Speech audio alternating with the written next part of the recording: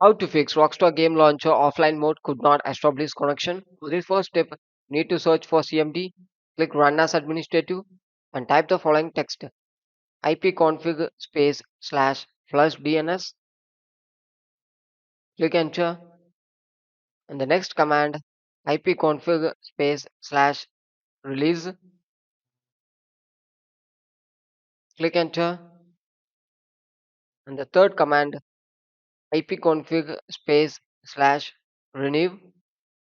Click Enter, and the fourth command netsh space winsock space reset. Click Enter.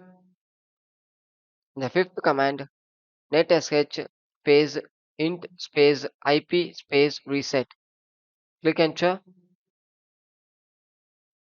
and at last exit it.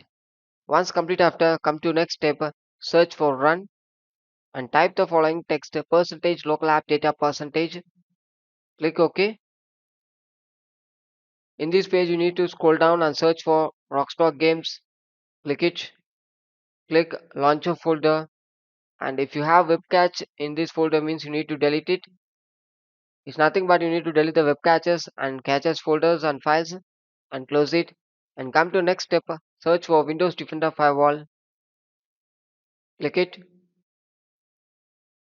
Click allow an app or features through Windows Defender Firewall in the left hand side and click change settings. Scroll down and check for Rockstar Games Launcher and make sure you should enable in both private and public. If it's not enabled means you need to enable it. If the option is of not having means you need to click allow another app and you need to add it. Click it, and after that you need to click browse and you can add the application.